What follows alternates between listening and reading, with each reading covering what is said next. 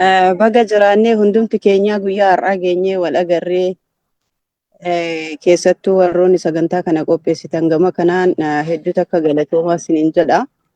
Yaada hedduu dabarsanii akkasumas hayyoonni keenyaa fi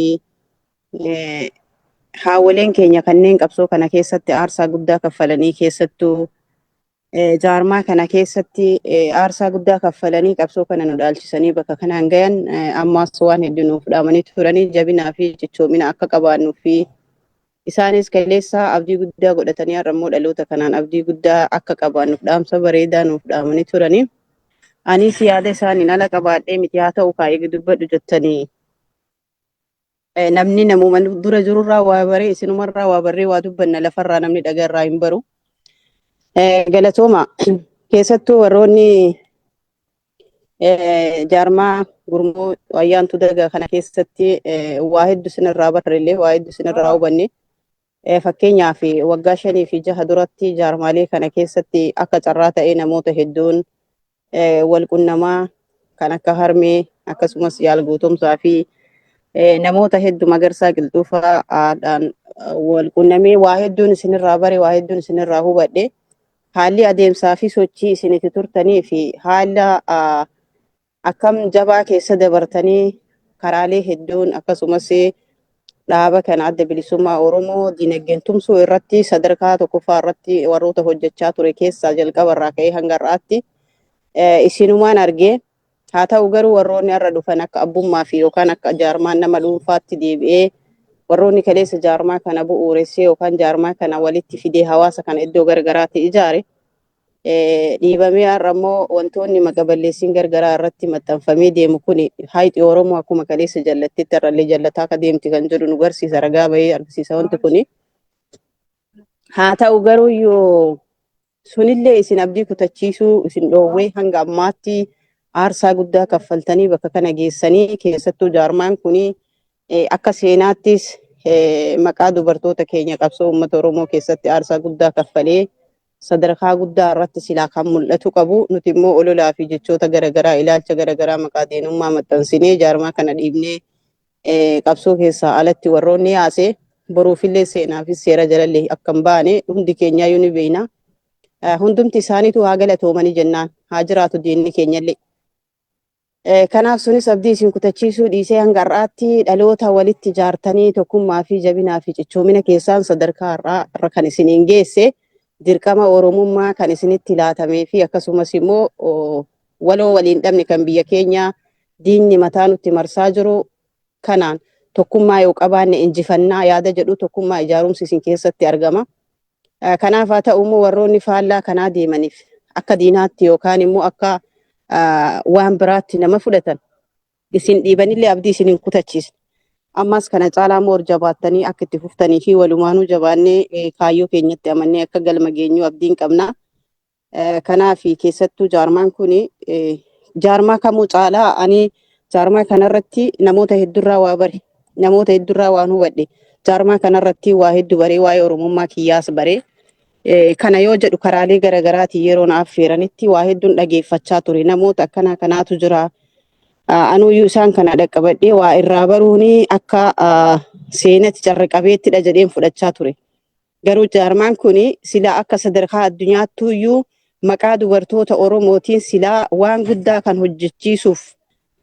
Kanaafuyyuu akka dubartoota Oromootti miti idil addunyaattuu silaa waan guddaa kan hojjechuu qabuu fi yookaan jajjabeeffamuu qabu. Har'a maqaa hangana ga'u kan qabuun dhiibbaan guddaan irra ga'ee jechuudha. Nuti hundaafuyyuu gaafa wanti kun dhiibbaan gurmuu ayyaantu dagaa jedhamu kanaan nutu maqaa saniin waan tokko akka dubartootatti gamtaa dubartootaa godhannee waan gaarii hojjechuu qabna.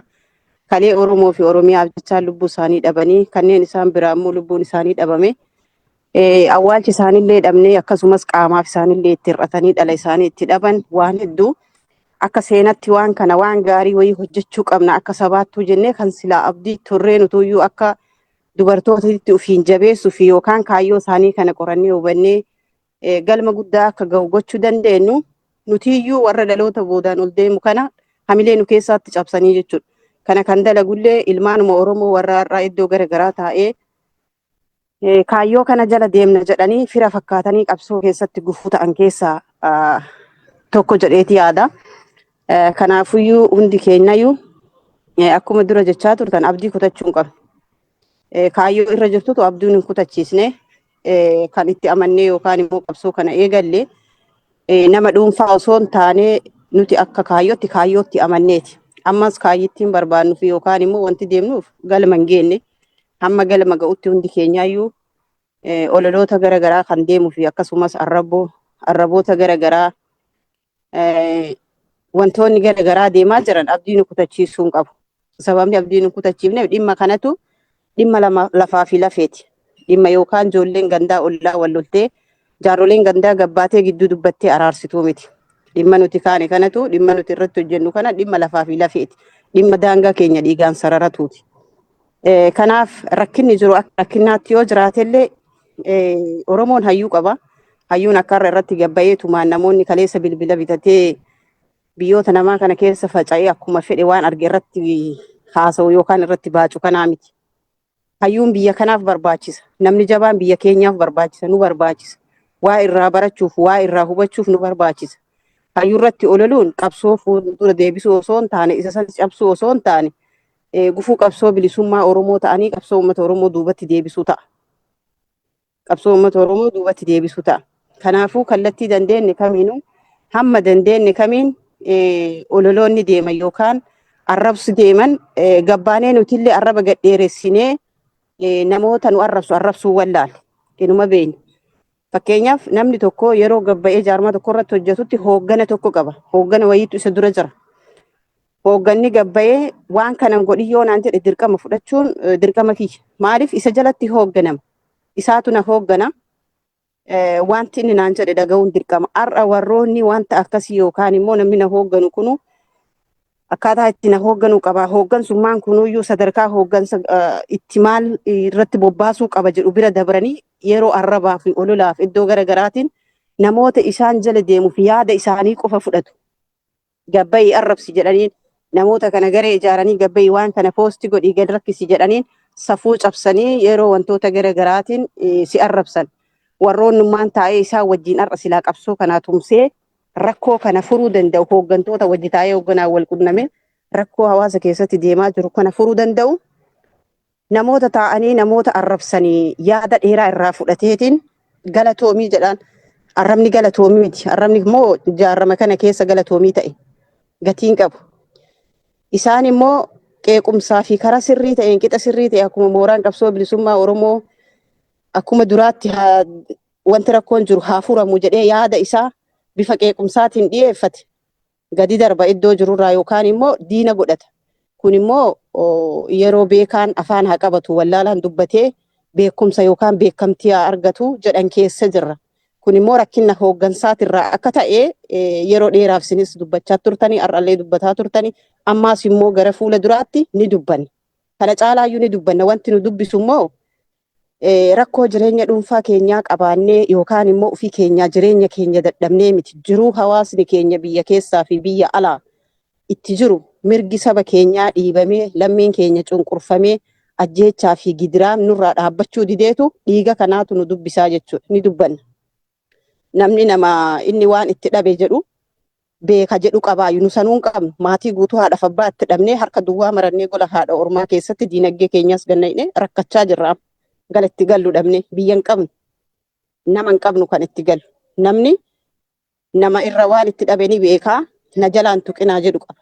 Nuti sanuun qabnu nama akkas nuuf jedhee nuuf dhaabbatu hin qabnu garuu haa nuuf dhaabbatanii hin barbaannu ammallee maaliif kaayyoo tanaan namni si haa dhaabbatu namaan si dhaabi bakka san dhaabbadhu hin barbaaddu ka wajji dhaabbannu kaayyoodha. Kaayyoo jala dhaabbanna kaayyoo jala hiriirraa jechuudha. Kanaaf hundi keenyaayyuu hamma dandeenyetti jabaachuu qabna. Kaayyittii kanarratti kutannoodhaan kallattii danda'ame kamiinuu waraana keenya bira diinagdeen akka dhaqqabuu fi nutillee ciminaan akka irratti hojjennu nurraa barbaachisa. Asirratti immoo wanti dhaamachuu barbaadu na offolchaatiin Oromoon beekaa dhabee miti. Wallaalallee nu geessa guutuu beekumsa qabnu sani wal barsiifnee isaanirraa hubachuun wallaala keenya ta'e waan ta'eef malee.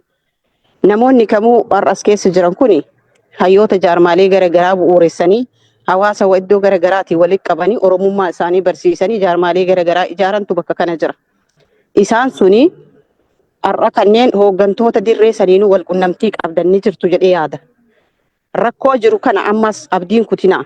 Akkuma yeroo hedduu marsaa hedduu xalayaa keessan barreeffattanii xalayaa keessan galfattanii xalayaan keessan deebii dhabee qabsoo keessaa bahi jedhanii xalayaa geggeessummaa akka waan lammii biraa ta'eetti isiniif kennan sani isiniisis deebisan ammallee hamma xumuraatti ammas diinagdee waraana adda bilisummaa Oromoo akka uummata yookaan waraana kana bira ga'ee waraanni ka'ee diinattis galee lubbuu isaa hin dhabne kabajaa fi jaalalaan wanti san hamma xumuraatti onlaayina karaalee iimoo ta'etti jaarmaalee garaagaraa ta'etti hayyoota iddoo garaagaraatti sirmaatu ta'etti faana buutanii wanti kun burjaajii fi akka diinatti hawaasa Oromoo iddoo garaagaraatti ilaalan kun akka nurraa dhaabbatu gamanumaan kabajaa fi jaalalaan isin gaafadha. Sababni yeroo mara dubbachaa ooluuf iimoo onlaayinii kanatti isin agartan wantoota deemaa jiru namoonni beektan keessatti ni beektanii sababa jaarmaa kana deeggaraniif sababa jaarmaalee kanatti hirmaataniif ijoollee maatii isii guutuu itti dhabdee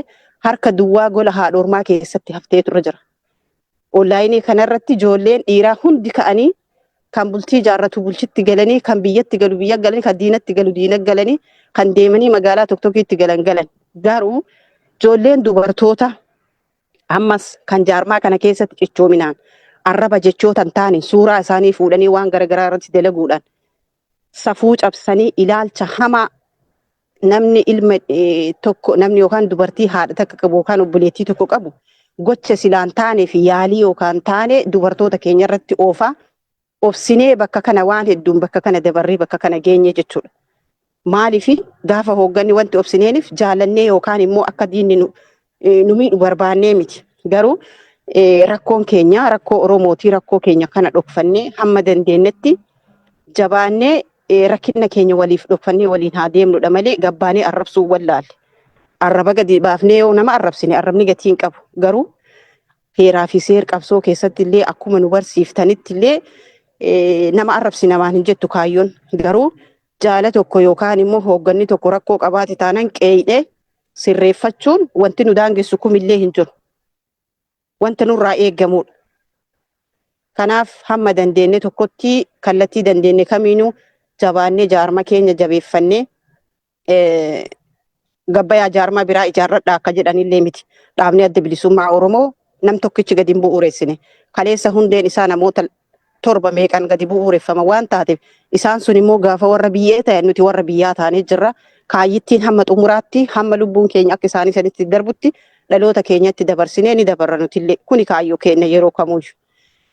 Kanaafiyyuu hamma dandeenyetti ololaa fi jechoota garaagaraas yoo deeme qeequmsaan hamma dandeenye qeeqnee namoota dandeenyu sirreeffachuu dandeenya. Garuu arraba keenyaas eeggataa heeraaf seera qabsoo keenyallee akkuma jirutti tikfachaa hamma dandeenyeen waan dandeenyu irra dhaabbannee tokkummaa keenya jabeeffannee waan dandeenyuun isaan lubbuu isaanii qaalii nuuf kennan cina dhaabbannee kallattii dandeenye kamiinuu yoo dadhabne kaardii qarshii 10 guunnee fi ajandaa diinni isaaniif qoree yoo harkaa fashaleessine kuni mataan isaa qabsoodha. Kanaaf haa jabaannu qabsoon uummata Oromoo yeroo kamuu hawaasa Oromootiin miti. Yookaan dubartoota Oromoonim yookaan qeerroo Oromoonim hooggana gayaa dhabutu hangarraatti duubatti nu deebisaa jira. Hooggana gayaa dhabu kan kaleessa ka'ee har'a diina hooggana kaleessa waggaa meeqaa ture har'a ka'ee diinatti galellee akkanumatti mataa ganin cabsee takka jennee qabsoo haariyatti eegalle. Kunillee ka'ee diinatti galee osoo hin taane uummata jibbanii kan dirree keessa jiru ofirraa dhiibuun kan jaarma ijaarrate ofirraa dhiibuun kan biyyoota garaagaraatii waliin dhaabbatu ofirraa dhiibuun kan qabsoo keessa jiru kaan arrabaa fi olola garaagaraa irratti bobbaasuun kunummaanuu jaarmaa diigudha. Kanaaf hamma dandeenye irratti hojjechuun dirqama keenya ta'uun qaba. Jabaadhaa isiniin jechuun barbaada yaada koollee isin irratti dheeressee dogongora jiruuf immoo na hoffolchaa maqaa jaarmaa dagaa ayyaantuutiin guyyaa irraa walitti qabamtan hundumti keessanuu galatoomaa isiniin jechuu barbaada. Dogongora jiruuf na hoffolchaa jaallan.